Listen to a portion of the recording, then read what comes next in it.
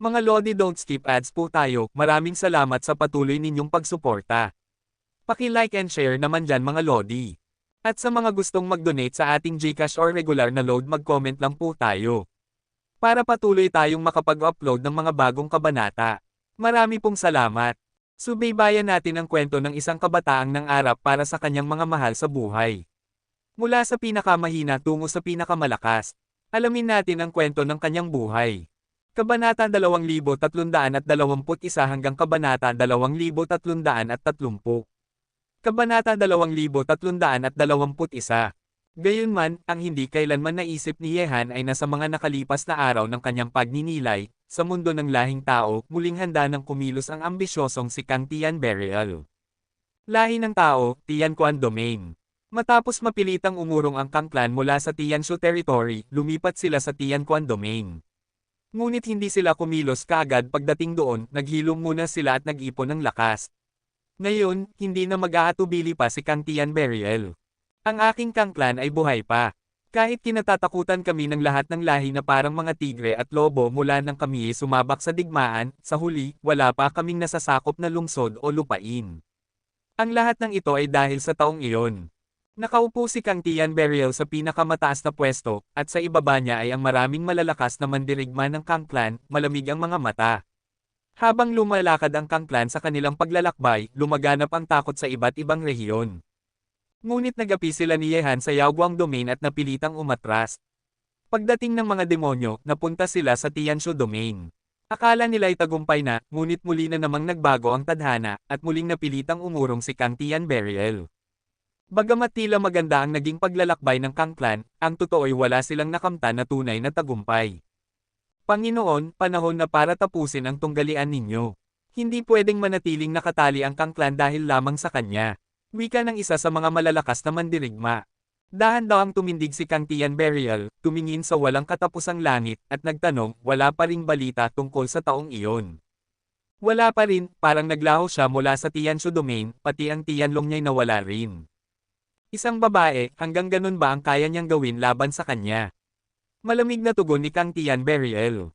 Ngunit panahon na para tapusin ito. Hindi ko siya maaaring gamitin kailanman, at hindi rin ako maaaring magtuon lamang sa kanya. Ngayon, ang buong lupaing tinatahanan ng mga tao ang aking layunin. Sa muling pagbangon ng kanyang ambisyon at matinding pagmamando, nagningning ang mga mata ng lahat ng malalakas na kasapi ng Kang clan. Panginoon, ano ang plano ninyo ngayon? Isang kamay ang inilagay ni Kang Tian Burial sa likod habang sumabog ang kanyang matinding pagnanasa sa mga mata. Ipaipanganak ninyong lahat ang 10 emperador. Sa pagkakataong ito, ilulugmok ko ang buong lupaing tinatahanan ng lahi ng tao sa ilalim ng paghahari ng Kang clan. Ang 10 emperador ay muling isisilang. Ang mga salita ni Kang Tian Burial ay nagpaalab ng pagnanasa at matinding ambisyon sa mga mata ng kanyang mga tauhan. Ang 10 emperador at isang pinuno ang pinakamalalakas na henyo ng Kang clan, mga halimaw na nilalang. Ngayon, sa kanilang hanay ay naroon si Kang Tian Burial at si Kang Jinglo. Kung sabay-sabay nakikilos ang iba pang 9 na emperador, tiyak na masusunog sa apoy ng digmaan ang buong lupaing tinatahanan ng tao.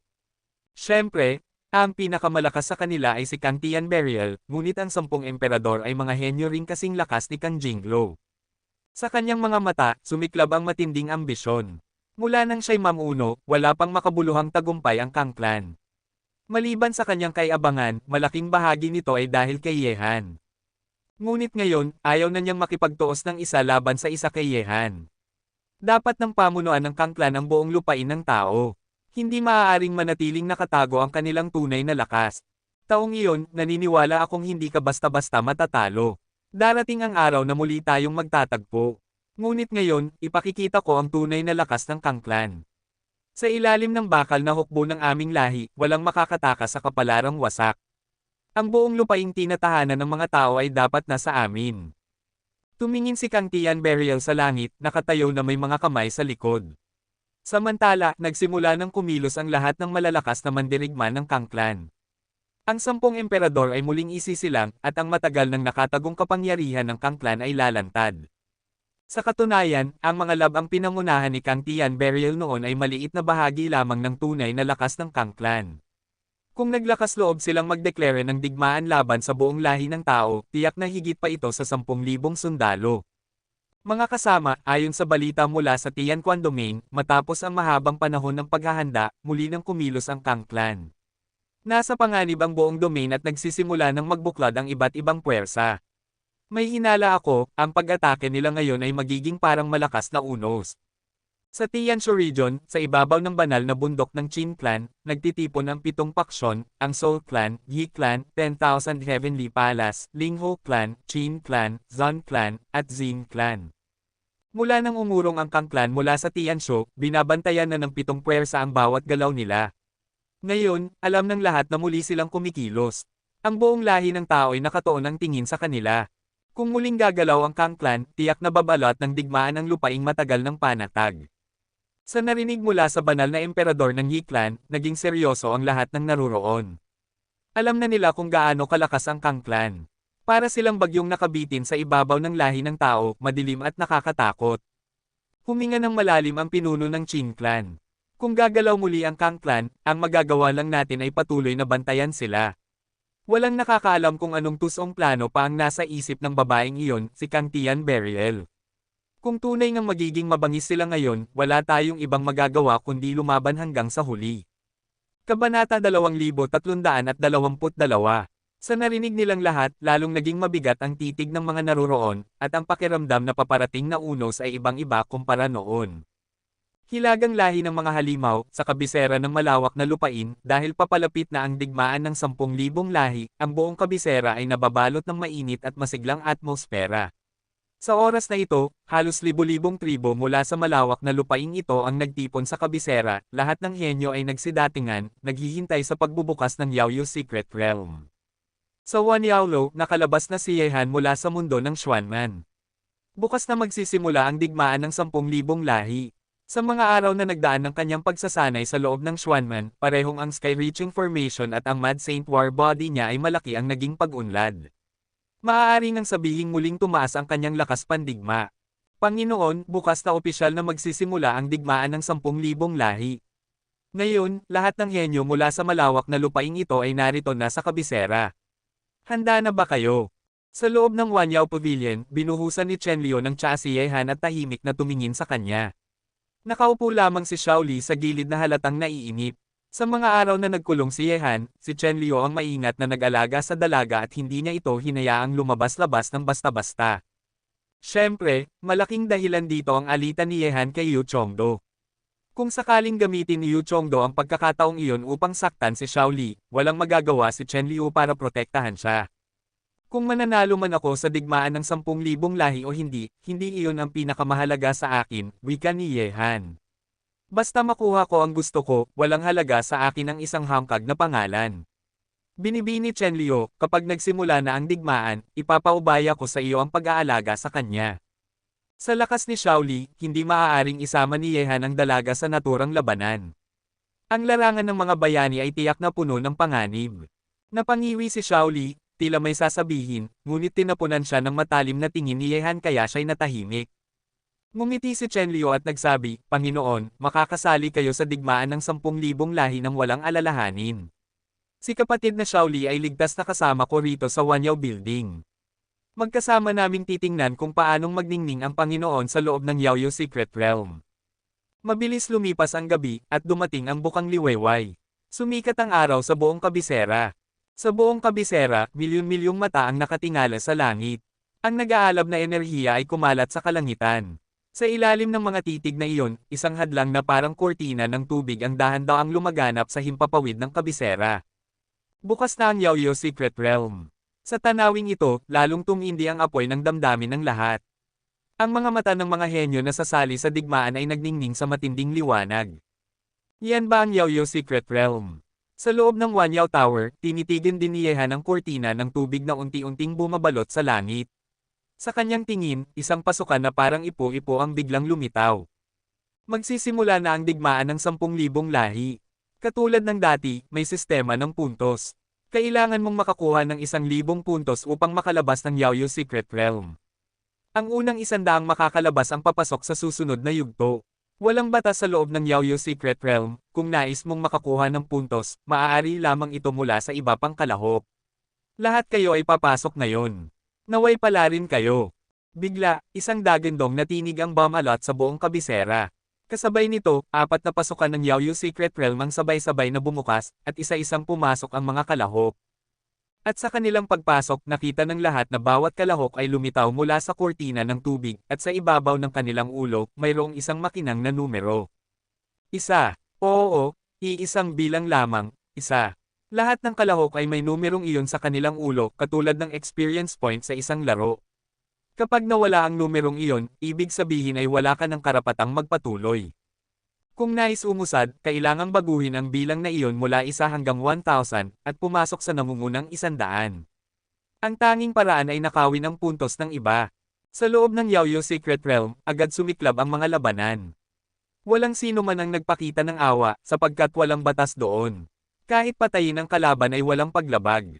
Hindi nagtagal, may mga kalahok na bumagsak palabas ng kurtina ng tubig at lumitaw sa ibabaw ng kabisera na may mga galit na mukha, mga natalo, nawala ang puntos, at sapilitang pinaalis mula sa Secret Realm. Panginoon, pagpasok ninyo, huwag kayong mag-atubili. Kailangan ninyong makalakam agad ng puntos. Sikaping makuha ang 1,000 puntos at mapasama sa unang 100 upang makausad. Paalala ni Chen Liu. Tumango si Yehan at ngumiti, huwag kang mag-alala. Hindi ito ang unang beses na magnanakaw tayo. Pagkasabi noon, tinungo ni Yehan ang ipu-ipong pasukan ng Yaoyu Secret Realm. Sa isang iglap, naging sinag siya ng liwanag at pumasok.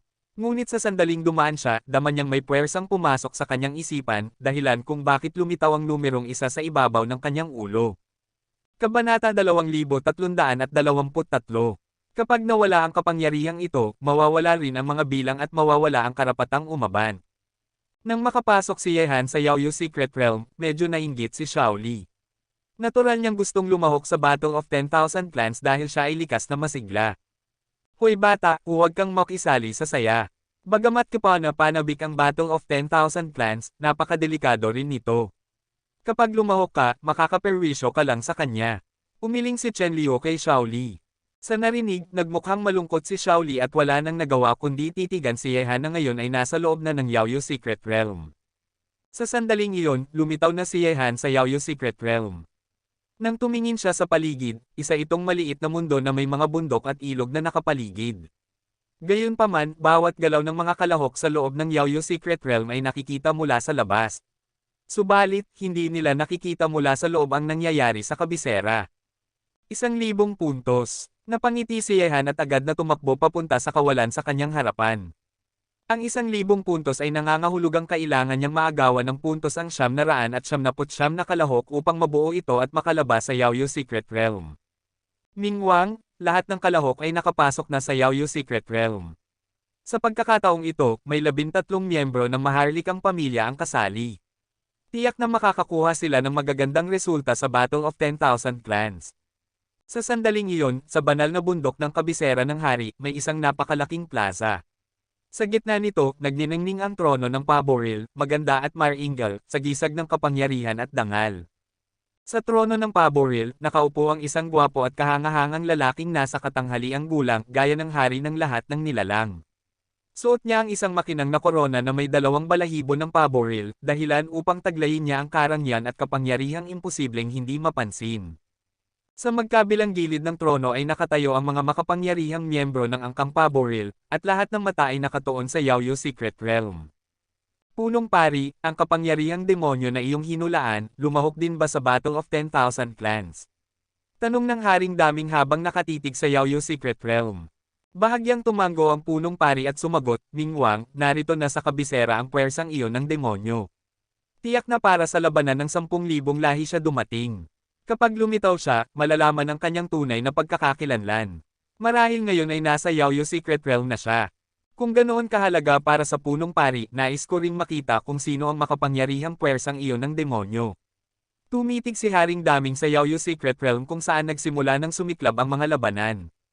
Ang lahat ng nangyayari sa loob ay malinaw na nakikita mula sa kabisera. Sa walang hanggang kalangitan, naglalakad si Yehan laban sa hangin.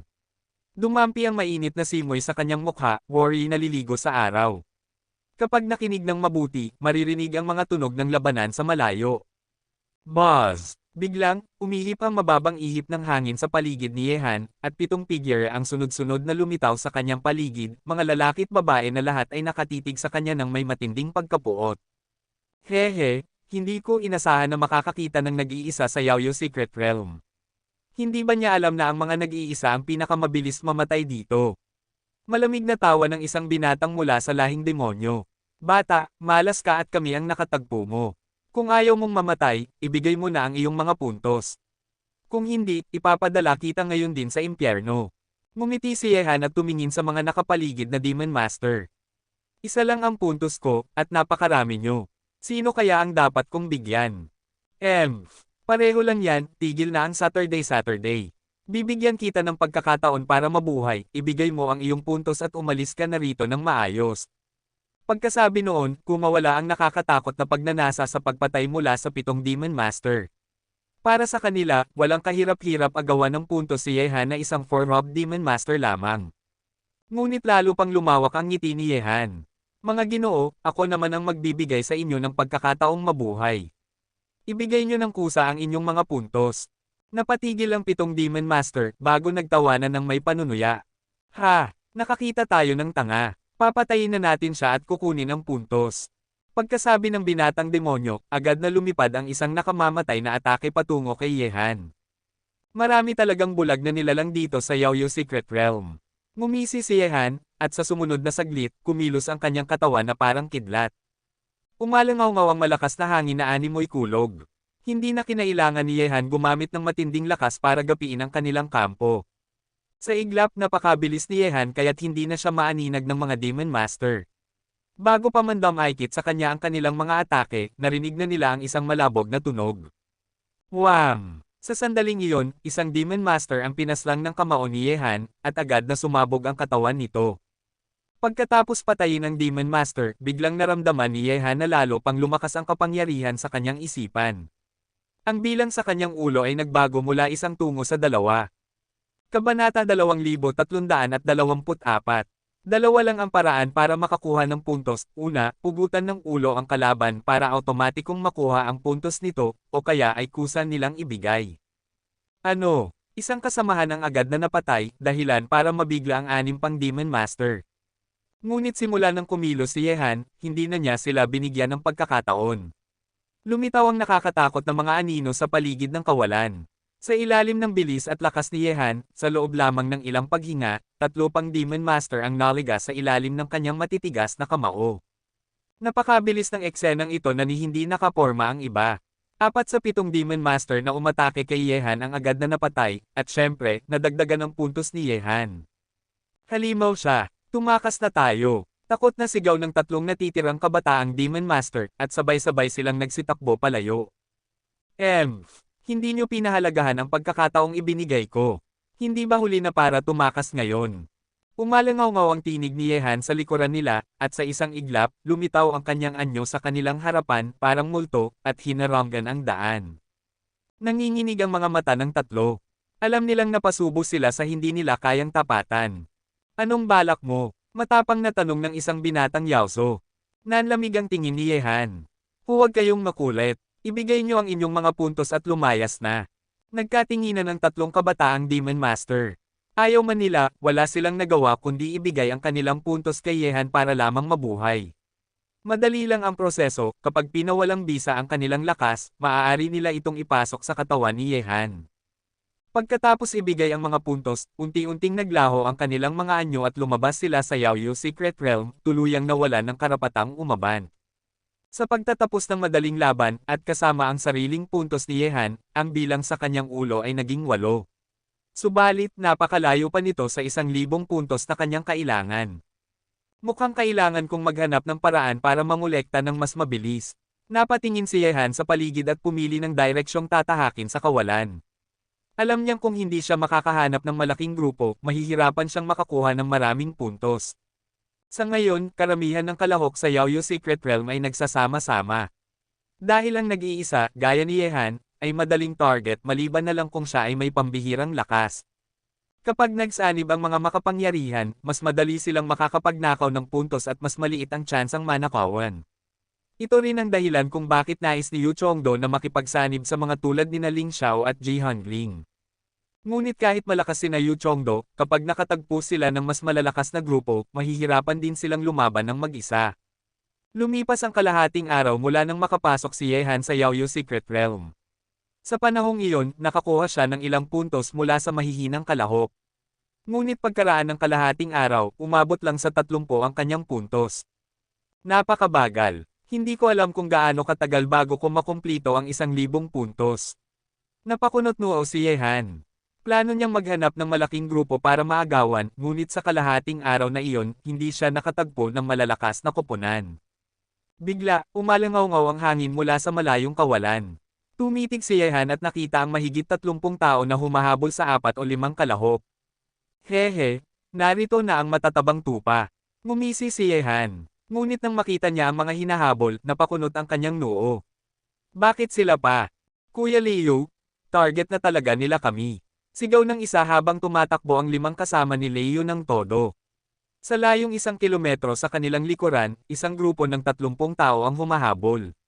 Ang kanilang presensya ay nakakatakot at hindi nila kayang huminto. Muling lumingon si Liu at namutla. Sa harap ng ganoong kalakas na grupo, paano pa sila makakatakas? Huminto na kayo at ibigay ang mga puntos. Bigla, isang ulap ng dilaw na demonyong hangin ang kumislap sa langit sa itaas ni Liu, at sa isang iglap, naganyong tao na hamarang sa kanilang daan. Nanlungo ang 5. Ang hamarang sa kanila ay isang 8 Revelations Demon Lord. Sa isang iglap na paligiran ng 5 ni Liu ng mahigit 30 tao. Wala silang tsansang manalo. Mga walang muwang na halimaw, at naglakas loob pa kayong sumali sa Battle of 10,000 Clans. Hindi niyo alam ang tama sa mali. Ngayon, saan pa kayo makakatakas? Malamig na wika ng 8 Revelations Demon Lord habang bumubulwak ang kanyang nakamamatay na intensyon. Namutla si Liu at nagsumamo, kaibigan, handa na kaming ibigay ang aming mga puntos. Maawa ka sana. Ngunit ngumisi ng malamig ang 8 Revelations Demon Lord. Ngayon nyo lang gustong ibigay. Huli na, kung papatayin ko kayo, akin pa rin ang puntos. Pero kung luluhod kayo at magmamakaawa, baka sakaling pagbigyan ko at palayain kayo. Kabanata 2325. Hoy! Grupo ng maliliit na halimaw na masyadong nagmamagaling, huli na para magsisi ngayon. Hayaan nyo kaming ipadala kayo sa impyerno.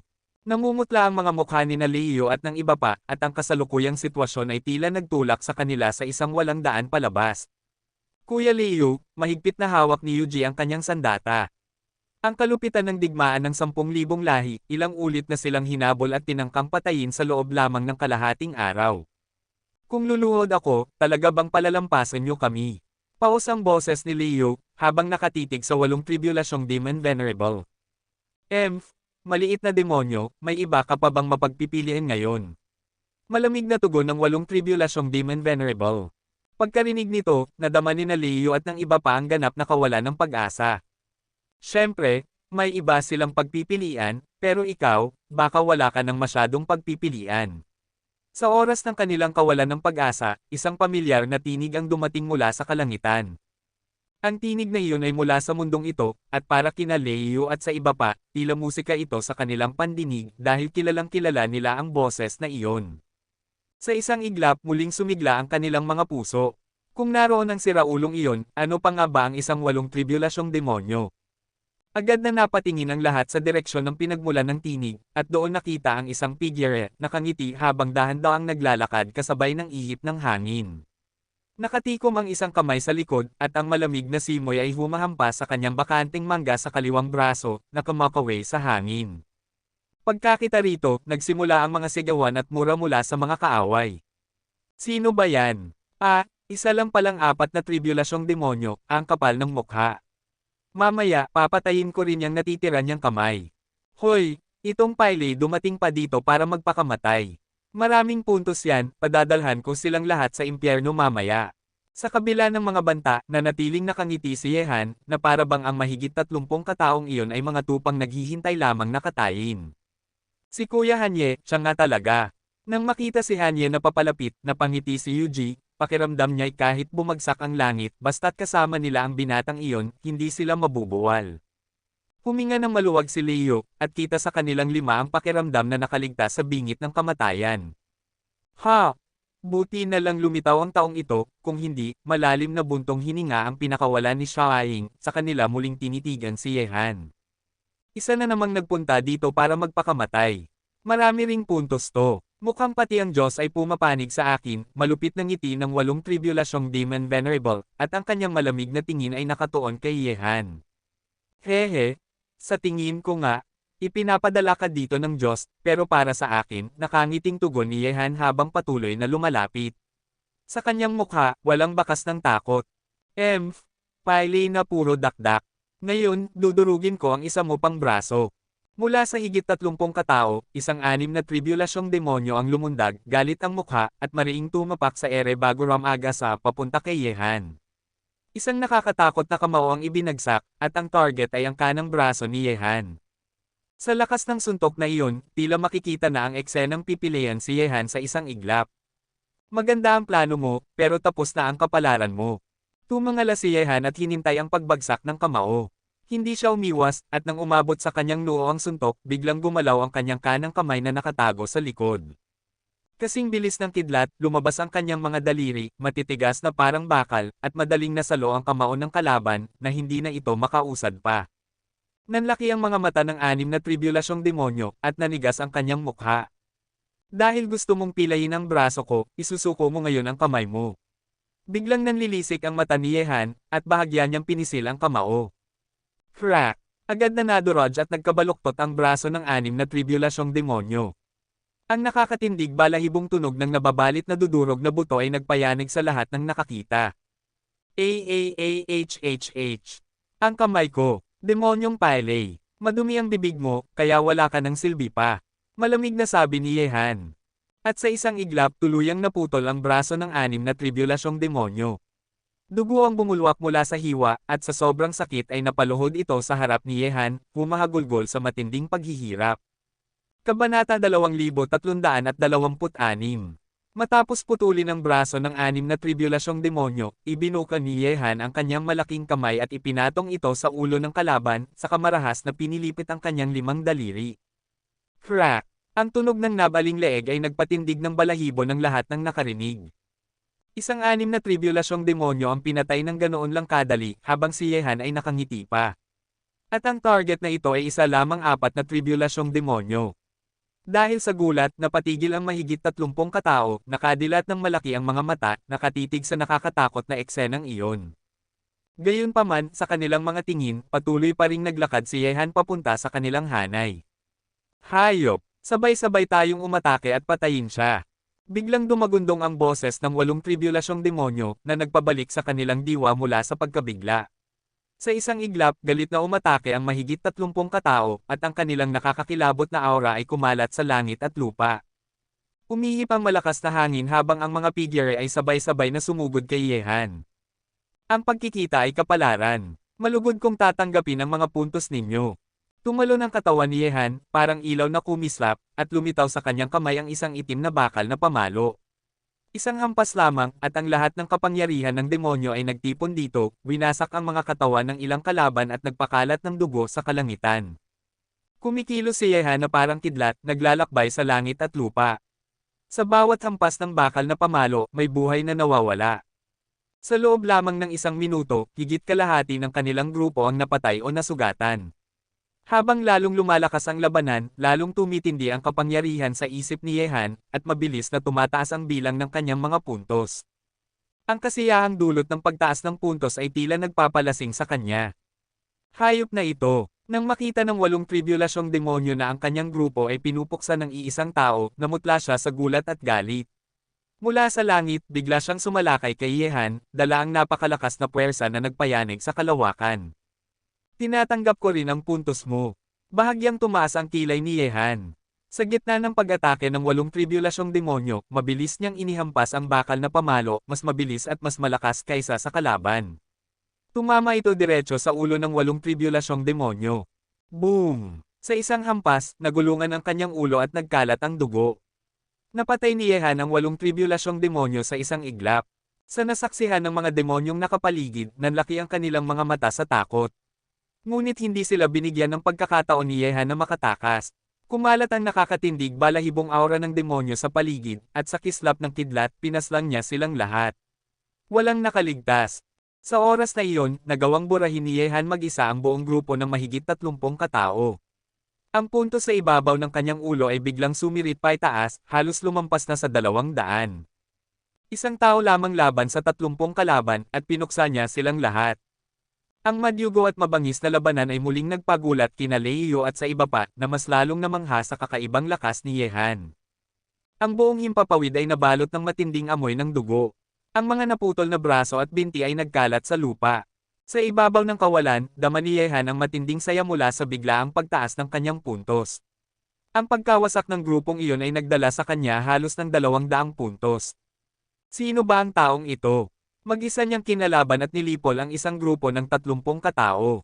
At 4 na tribulasyong demonyo lang siya, napakalakas. Sa kabisera, sa ilalim ng daan-daang milyong mga mata, marami ang nakasaksi kung paano pinuksa ni Yehan ang isang buong grupo nang siya lang mag-isa. Ang ganitong gawa ay kayang gawin lamang ng tunay na mabangis na nilalang. Totoo nga, napakalakas na nilalang siya. Hindi nakapagtataka kung bakit naglalakbay siyang mag-isa sa lihim na mundo ng Yaoyo. Ang lakas niya ay kakaiba. Maaari na siyang itapat kina Ling Xiao, Ji Hanling, at Yu Chongdo, mga henyo ng kabisera. Pero marami ring mababangga sa Yaoyo Secret Realm. Ang ilang grupo ay sobrang makapangyarihan, halos di matalo. Kapag sila ang nakasalubong ng mga nag-iisang manlalakbay, hindi sila makakalamang. Sa buong Yaoyo Secret Realm, ang may pinakamataas na puntos ay ang mga halimaw mula sa maharlikang pamilya ng Peacock. Lumagpas na sila sa 500 puntos. Sa loob lamang ng 2 araw, maaari na nilang maabot ang 1,000 puntos at makapasok sa susunod na yugto. Ang mga henyo ng maharlikang pamilya ng Peacock ay likas na pambihira. Halimbawa, ang ikatlong prinsesa, na may 540 puntos, pinakamataas sa lahat ng kalahok. Kasunod niya ang ika-4 na prinsesa na may 530 puntos, at isa pang binatang miyembro ng pamilya na may 520 puntos. Pero hanggang ngayon, hindi pa tukoy kung sino talaga ang henyo na iyon mula sa maharlikang pamilya ng Peacock. Kabanata 2327. Narinig ko na sa pagkakataong ito, sa 7 tagapagmana sa ilalim ng trono ni Peacock Daming, 3 ang lalahok sa labanan ng 10,000 lahi. Bukod sa ikatlong prinsesa at ika-4 na anak, narinig ko rin na sasali ang ika-7 anak na laging misteryoso. Maliban sa 3 henyo na iyon, may 10 pang henyo mula sa maharlikang pamilya ng Peacock na kasama rin sa labanan, at sila raw ay mula sa Peacock Legion. Bagaman nakakatakot ang mga iyon, hindi rin dapat maliitin sina Yu Ziying, Guman, Xiao Bawang, Yu Zongdo, at iba pa. Lumagpas na sa 400 ang kanilang puntos at mabilis nang papunta sa 500. Sa buong kabisera, daan-daang milyong mga mata ang nakatutok sa lihim na mundo ng Yaoyo. Ang mga kamangha-manghang labanan at madugong patayan ay nagbigay ng sentro ng atensyon at usap-usapan. Nakakahiya ang kontrabidang iyon. Kahit ang hayop na si Yu Zongdo ay lumagpas na sa 400 puntos, pero ang sa kanya wala pang 200. Sobrang nakakahiya. Sa Wanyao Tower, galit na tumitig si Xiaoli sa posisyon ni Yehan. Narinig ito ni Chen Liu at ngumiti, "Ate Xiaoli, huwag ka munang mainas. Naniniwala ako na makahahabol agad ang nakababatang amo." Sa lihim na mundo ng Yaoyo, dahan-dahang iminulat ni Yehan ang kanyang mga mata at natano ang 5 sina Liu na papalapit sa kanya. Alam ni Yehan na balak ding sumali ng mga ito sa labanan ng 10,000 lahi, pero mukhang nakaranas sila ng panganib. "Kuya Hanye, muli tayong nagtagpo. Salamat sa iyong kabutihan, utang namin sa iyo ang aming buhay." Seryosong wika ni Liu nang makalapit siya. Nakatingin ng may ngiti si Yuji kay Yehan, "Kuya Hanye, kung hindi dahil sa pagdating mo kanina, baka bangkay na kami sa lihim na mundo ng Yaoyo." Tumango sina Xiaoying at ang iba pa. Ngumiti si Yehan, "Magkaibigan tayo. Kapag may problema kayo, paano ko kayo pababayaan?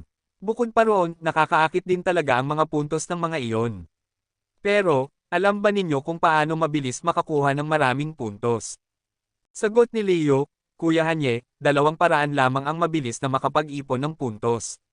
Una, salakayin ng mga grupong may napakaraming tao. Sa pagkakaalam ko, may ilang grupo rito sa lihim na mundo ng Yaoyo na may daan-daang kasapi. Kapag natalo mo sila, aabot agad sa daan-daan ng puntos. Ikalawa, nakawan ang mga eksperto na may maraming puntos. Gaya ng ginawa mo kanina, nilipol mo ang isang grupo na marami nang nakuha, at lahat ng iyon ay napunta sa iyo. Tumango si Yehan. Mula sa 30 puntos, tumaas siya ng halos 160 matapos niyang burahin ang mahigit 30 tao. Pero, masyadong mabagal ang paraang iyon. Sayang lang oras kung hahanapin sila isa-isa. Umiling si Yehan. Pagkatapos mag-isip, nagsalita si Liu, may isa pang paraan, pero napakadelikado. Ano iyon? Tanong ni Yehan. Gamitin ang sarili bilang pain, sagot ni Liu. Ngayon, maraming malalakas na nakatago sa dilim. Kung magpapakita ang isang taong may mataas na puntos at magyayabang sa merkado ng Yaoyu Secret Realm, tiyak na may engganyo ang mga nakatago. Gamitin ang sarili bilang pain, ngumiti si Yehan. Totoo, medyo delikado nga, pero shortcut din ito. Kapag may naloko tayong malalakas, makukuha natin ang kanilang puntos. Sa ganoong paraan, mabilis tayong aabot sa 1,000. Umiling si Leo, Kuya Hanye, sobrang delikado ang paraang iyon. At narito rin sa lihim na mundo ng Yaoyu ang mga halimaw mula sa maharlikang pamilya ng Peacock. Hindi dapat maliitin ang kanilang lakas. Kapag sila ang nakalaban mo. Hindi na tinapos ni Leo ang kanyang sasabihin, pero agad na naunawaan ni Yehan. Ngumiti ito at nagsabi, huwag kang mag-alala. Alam ko ang aking limitasyon. At saka, gusto ko ring makilala ang mga henyo ng maharlikang pamilya ng Peacock. Tiyak na napakarami nilang puntos. Napangiti na lang ng mapait si Leo. Sa buong Yaoyu Secret Realm, halos lahat ay umiiwas sa mga halimaw mula sa maharlikang pamilya ng Peacock. Ngunit si Yehan, balak pa silang puntiryahin. Huminga ng malalim si Leo, Kuya Hanye, kung nakapagpasya ka na, hindi na kita pipigilan. Pero puno ng panganib ang lugar na ito. Hindi na namin kayang makipagsabayan. Kaya ibibigay na lang namin sa iyo ang lahat ng puntos namin. Sana ay magningning ka sa labanan ng 10,000 lahi. Lalabas na kayo. Tumingin si Yehan sa kanila. Tumango si Leo nang may panghihinayang. Alam nilang sagabal lang sila kung sasama pa. Gayon nga, ang lihim na mundo ng Yaoyu ay sobrang mapanganib para sa inyo. Mas mabuti pang umalis kayo habang maaga at mailigtas ang inyong buhay, sabi ni Yehan. Tumawa si Leo, haha, Kuya Hanye, hindi ka nga kayamanan pero tiyak naming makikita ka bilang hari sa susunod na laban. Isang puwersa ang kumawala mula sa kanya at lumipat kay Yehan. Agad na tumaas muli ang numero sa ibabaw ng ulo ni Yehan. Sumunod na ibinigay ni Zuying at iba pa ang kanilang mga puntos. Kaagad, dahan-dahang naglaho ang kanilang mga katawan sa lihim na mundo ng Yaoyu. Sa kanilang mga donasyon, tuluyan ng lumampas sa 200 puntos si Yehan. Di nagtagal, si Eugene na lamang ang natira sa harap niya. Kabanata 2328. Lumapit si Eugene kay Yehan, tiningnan siya habang nakatitig ito sa kanya, at bigla siyang namula. Ngunit nag-ipon siya ng lakas ng loob upang isandal ang kanyang ulo sa balikat ni Yehan. Nang makita ito, hindi umiwas si Yehan. Alam naman niya na may nararamdaman si Eugene para sa kanya, ngunit alam din niyang sila ay parang mga manlalakbay lang sa buhay ng isa't isa, hindi sila magkakaroon ng anumang bunga. Kuya Hanye, alam kong napakalakas at misteryoso mo, pero napakadelikado ng Yaoyu Secret Realm. Kailangan mong maging maingat. Sana ikaw ang maging mamamatay gamit ang espada, hindi ang biktima. Para kay Eugene, ikaw ay mananatiling bayani sa aking puso. Matapos sabihin iyon, unti-unting naglaho ang katawan ni Eugene mula sa mga bisig ni Yehan. Ngunit sa huling sandali, malinaw na naramdaman ni Yehan ang isang pares ng mananipis na labi na dumampi sa kanyang pisngi. Hinipon ni Yehan ang kanyang mukha at napabuntong hininga. Ang bulaklak ay may damdamin, ngunit ang tubig ay dumadaloy lamang, kaya't sila ay dumaan sa isa't isa ng walang habag. Agad siyang tumalikod at umalis. 200 puntos ay hindi pa sapat upang makaakit ng mga malalakas na kalaban. Kailangan pa niyang mangolekta ng mas marami. Tanging isang sapat na tukso lamang ang makakapaglabas ng mga mataing sakam na nagtatago sa dilim. Sinamantala ng salbaheng iyon si Ate Eugene, nakakainis. Galit na bulalas ni Shaoli habang pinipisil ang kanyang manggas, baka sa kanyang mukha ang inis. Ngumiti si Chenliu at mahinahong nagsabi, halata namang si Young Master ang sinamantala, pero paano naging baligtad sa bibig ni Shaoli? Huwag mong sabihing nagseselos ka. Namula si Shaoli at mabilis na sagot, Ate Chenliu, hindi ako nagseselos. Ang salbaheng iyon ay Meniokis, at si Ate Eugene lang ang magkakagusto sa kanya. Hehe, hindi naman sigurado iyan. Sa katalinuhan at galing ni Young Master, tiyak na marami ang magkakagusto sa kanya. Kung magkagusto man si munting kapatid Shaoli, dapat mong paghandaan dahil tiyak na ang magiging kakumpetensya mo ay hindi basta-basta. At higit pa, mas magiging mahusay kaysa sa akin. Sagot ni Chen Liu habang nakatitig sa likuran ng binata sa larawan. Pwede bang pati si Ate Chen Liu ay may gusto rin sa salbahing iyon? Yuzisa ni Shaoli. Bahagyang nag-iba ang tingin ni Chen Liu, ngunit agad din siyang ngumiti. Ang puso ni Young Master ay hindi isang pusong kayang manatili para lang sa sinumang babae na may damdamin para sa kanya. Marami ang nakatakdang masaktan. Hindi naintindihan ni Shaoli ang sinabi, kaya't muli siyang tumangala at tumitig kay Yehan sa loob ng Yaoyu Secret Realm. Samantala, sa buong kabisera, patuloy na nag-aalab ang kapaligiran. Ang Battle of 10,000 Clans at ang Yaoyu Secret Realm ang naging sentro ng lahat ng atensyon. Sa paglipas ng panahon, malinaw na lumitaw ang agwat sa lakas ng mga henyo sa Yaoyu Secret Realm. Ang malalakas ay patuloy na nakakaipon ng mataas na puntos, samantalang ang mahihina ay nagiging mga tontungan lamang ng iba. Sa ngayon, ang may pinakamataas na puntos ay ang ikatlong prinsesa ng Peacock Royal Family. Lumagpas na sa 700 ang kanyang puntos. Wala ni isang koponan o malakas na kalaban ang nakaligtas sa kanya, lahat ay nauuwi sa kanya. Para bang wala nang makakatalo sa kanyang kapangyarihan. Hindi rin papatalo ang ikatlong anak ng Peacock Royal Family. Para siyang Team Harvester, laging naghahanap ng malalaking koponan upang agawin ang kanilang puntos. Samantalang ang Seventh Son ay nananatiling misteryoso. Bagamat hindi siya kasing garapalan ng dalawa, nasa ikatlong pwesto pa rin siya ng matibay. Ang kanyang presensya ay parang impenetrable wall, hindi matano, hindi mahulaan. Makalipas ang ilang oras, nakagawa ng panibagong tagumpay si Yehan. Sa panahong iyon, sinalakay niya ang dalawang koponan at inangkin ang kanilang puntos. Ngayon, ang kanyang puntos ay lumampas na sa 400. 400 puntos, sapat na ito upang makaakit ng mga sakam na nilalang. Sa tuktok ng bundok, tumitig si Yehan sa malawak na lupa at ngumiti ng may kalupitan. Mabilis siyang bumaba, parang isang liwanag na humahawi sa hangin. Sa isang iglap, naglabas siya ng nakakatakot na mga atake na yumanig sa paligid. Umalangaw-ngaw ang mga tunog sa loob ng 10 milya. Sa bawat hakbang niya, lumilikha siya ng ingay na tiyak na makakapukaw ng mga matang nakatago sa dilim. May 400 puntos siya. Ang taba niyang tupa, pero napakayabang niya, naghahanap siya ng kamatayan. Paano nagawa ng isang 4 Tribulation Yaozen na makaipon ng 400 puntos? Sobrang swerte ba niya? Pero sige, bagay na bagay ito para sa atin, tara, habulin natin siya at kunin ang mga puntos.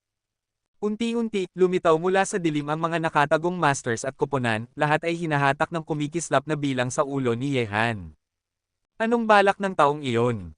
May 400 puntos na siya, pero sobrang garapal. Kapag naging target siya, tiyak na malalagay siya sa panganib.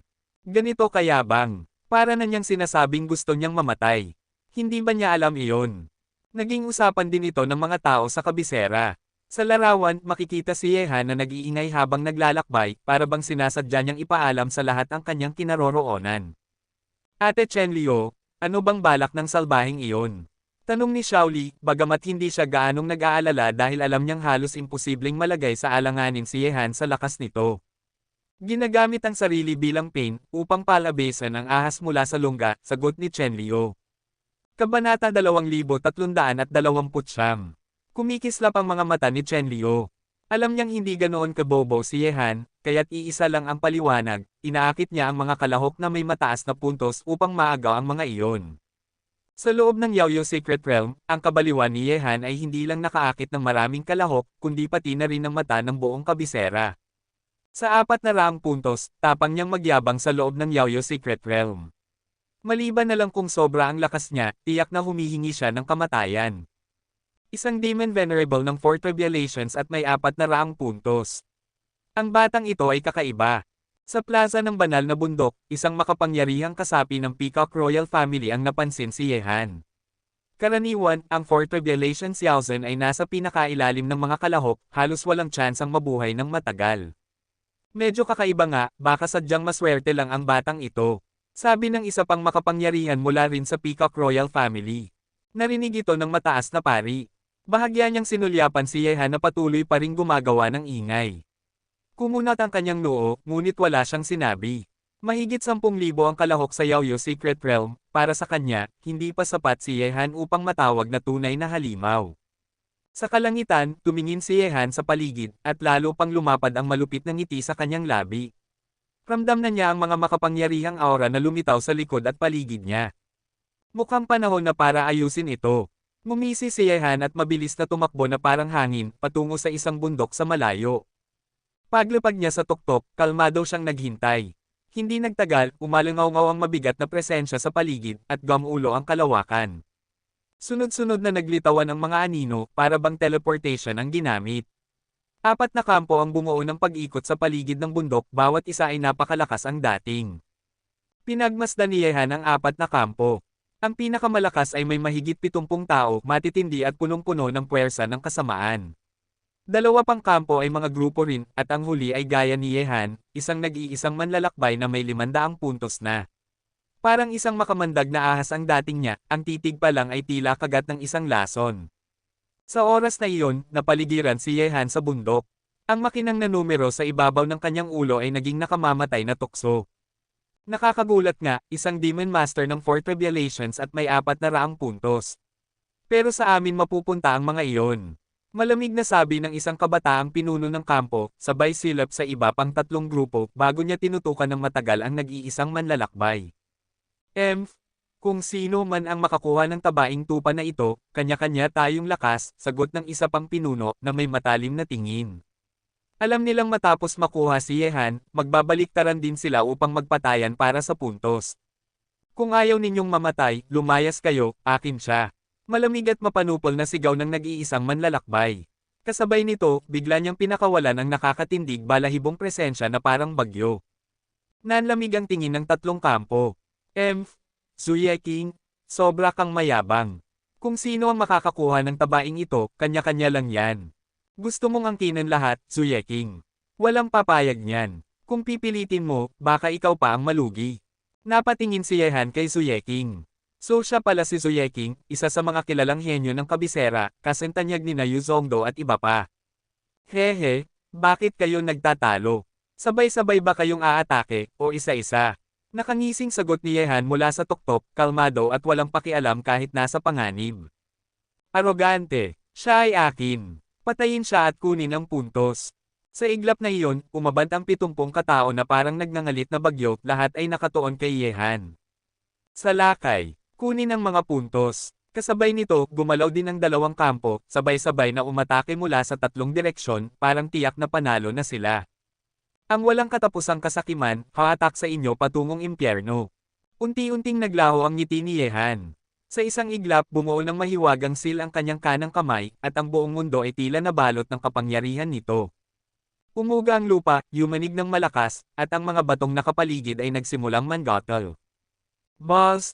Buzz! Kabanata 2330. Bigla, isang serye ng napakataas na halijing bato ang sumabog mula sa ilalim ng lupa at umakyat hanggang langit. Ang tagpong iyon ay tila isang galit na dragon na bumangon mula sa kailaliman ng lupa. Sa loob ng 1,000 metrong paligid, sunod-sunod na nagsulputan ang mga nakakatakot na halijing bato. Lumitaw ang Tungtian Formation na naglalaman ng walang katapusang pamatay na intensyon. Ang mga halijing umabot hanggang langit ay umikot, na para bang gumagalaw ang mga bituin, at ang langit at lupa ay nagkabaligtad. Hindi maaari, ito ay isang formasayon. Nang makita ng mga halimaw na master na umatake kay Yehan mula sa lahat ng direksyon ang mga halijing sumisibol mula sa lupa, nabigla sila at agad na umatras. Ngunit napakalaki ng saklaw ng Tungtian Formation. Kahit mabilis ang reaksyon ng mga master mula sa 3 kampo, marami pa rin sa kanila ang naipit sa loob nito. Ang pintuan ng kamatayan ay lilito, ang pintuan ng buhay ay magtatago, patayin. Malamig ang ekspresyon ni Yehan. Ang nakakatakot na liwanag ng formasayon ay nag-ugat sa buong lugar, at sa ilalim ng malupit na pag-ikot ng mga haligi, sunod-sunod na nadurog at naging dagwang laman ang mga katawan ng mga tao. Hayop ka! Habang pinagmamasdan ng tanawin, sobrang dilim ng ekspresyon ng mga nakaligtas mula sa 3 kampo. Gayunpaman, ang kontrol ni Yehan sa Tungtian Formation ay nagdulot sa kanila ng takot. Sa isang iglap lang, daan-daang tao mula sa 3 kampo ang nabaon sa loob ng formasayon. Biglang, isang nakamamanghang aura ang sumabog mula sa langit. Isang nakakatakot na figure ang sumugod papunta sa posisyon ni Yehan. Si Zuyeking, isa sa pinakamalakas na kabataang master sa kabisera, ang umatake. Mabangis ang kanyang kamao habang bumabagsak pababa, diretsyong sa ulo ni Yehan. Nakita ito ni Yehan ngunit hindi nagbago ang ekspresyon. Pinagdikit niya ang kamao at sinalubong ito. Isang malakas na, bang! Ang umalangaw-ngaw. Agad, isang nakapangangilabot na puwersa ang kumalat sa kalawakan. Sa banggaan ng dalawang kamao, tila dumagundong ang langit na parang kulog. Boom! Ang tunog ng banggaan ay napakalakas, na parang lindol at kulog na sabay na sumabog. Sa paligid, kumalat ang mabangis na enerhiya patungo sa kalangitan. Ngunit sa ilalim ng nakakatakot na kamao ni Suyeking, hindi man lang natinag si Yehan sa tuktok ng bundok. Hindi rin siya nasugatan. Sa halip dahil sa banggaan, si Suyeking pa mismo ang umatras ng ilang hakbang sa kawalan. Ang taong ito, kaya niyang harangan si Suyeking. Nakatutok ang mga mata ng lahat ng halimaw na master mula sa tatlong kampo. Malinaw na ikinagulat sila ng lakas ni Yehan. Si Suyeking ay isa sa mga pinakamataas na master sa kabisera, ang lakas niya ay umabot na sa antas ng 9 Revelations Demon Lord. Tanging sina Xiao Bawang, Guman, Yu Chongdo, Ji Hanling at iilang piling tao lamang ang maaaring lumaban sa kanya. Ngunit ngayon, nakaharap kay Suyeking na bantog sa kabisera, nagawa ni Yehan na pigilan ang kanyang atake, at higit pa, napaatras pa siya. Nagkukunwaring mahina pero halimaw pala, hindi siya ordinaryo. Ito ang biglang pumasok sa isipan ng mga halimaw na master mula sa tatlong malaking paksayon. Nakapako ang mga mata nila kay Yehan sa tuktok ng bundok. Ang taong ito, imbes na siya ang mabiktima, malinaw na siya ang nag-akit sa kanila dito. Isa palang nakatagong master. Sa harap ni Yehan, kumislap ng dugong uhaw na ekspresyon ng mga mata ni Suyeking. Sa sandaling ito, tila ginigising ni Yehan ang kanyang pagnanasa na pumatay. Swish! Biglang, isang liwanag ng espada ang bumasag sa kalangitan. Isang manipis na espada ang lumitaw sa kamay ni Suyeking, malamig ang aura. Sa mabilis na pag-indayog ng kanyang pulso, ang liwanag ng espada ay umatake sa isang napakabilis na paraan. Sa isang kisap mata lang, nasa harapan na ito ni Yehan. Napakabilis ng espada. Maging si Yehan ay bahagyang nabigla sa bilis at kalupitan ng ataking iyon. Swish! Swish! Swish!